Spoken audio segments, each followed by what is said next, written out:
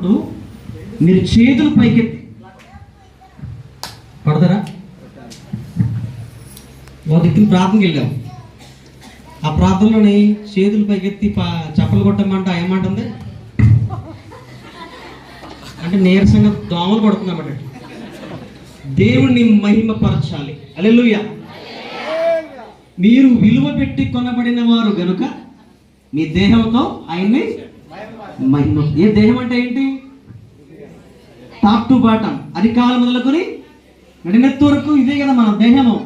ఈ చేతులు దేవుడికి చప్పట్ల కొట్టాలి. దేవుడి స్తోత్రం. మోకాళ్ళు దేవుడి ముందు వంగాలి. ఆమేన్. నీ నోరు దేవుడిని ఒప్పుకోవాలి. నాలుగు దేవుడిని స్తుతించాలి. నీ కళ్ళు ఆయన వైపు చూడాలి. నీ చెవులు ఆయన మాట వినాలి. టాప్ టు బాటం ఎంత మహిమ శరీరం కనుక ఈ దేవుడికి మహిమపరచాలి. హల్లెలూయా. మరొక పాట పాడదాం. ఈ పాట ఇందాక రాసిన పాట ఏమో నేను రాసిన పాట, దేవుడు రాయించాడు. ఏమాత్రం నేను హెచ్చించబడకూడదు, ఆయనే హెచ్చించబడాలి. హల్లెలూయా. ఇప్పుడు ఈ పాట అన్నయ్య గారు రాసిన పాట, విఠోబా గారు రాసిన పాట. మీతో చాలా ఉజ్జీవంగా పాడటానికి ప్రయత్నం చేస్తా. ఈ పాటలో ఒక చరణం ఉంది. ఆ చరణం ఏంటంటే పండుగే పండుగ అని నేను అంటాను, మీరు హృదయం అంతా నిండుగా అనాలి. ఏమంటారు?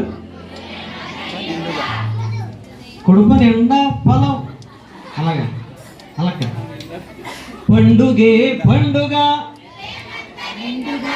అమ్మా, ఈ స్త్రీల గుంపు నెంబర్ 1 మా మగ జాతి కొంచెం నీరసంగా చెప్తున్నారండి. పండుగే పండుగ.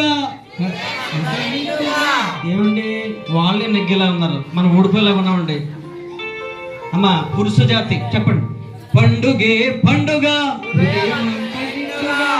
మేము కూడా సమానంగా వచ్చామండి, మేము ఓడిపోయి దేవుని స్తోత్రం. హల్లెలూయా. కరెక్ట్గా ఆ యొక్క లైన్ వచ్చినప్పుడు పండుగే పండుగ అన్నప్పుడు మాత్రం మీరు ఏం చేయాలి? హృదయం అంతా నిండుగా అంటారా? నాకేమో నిద్ర అలా అంటారా? మారకూడదు. దేవుని స్తోత్రం. హల్లెలూయా. నువ్వు కొద్దిగా వాయిస్ పెట్టరా? వాయిస్ కొద్దిగా వాయిస్ బేస్ తగ్గించి వాయిస్ పెంచు. బాగుంది, చాలా బాగుంది.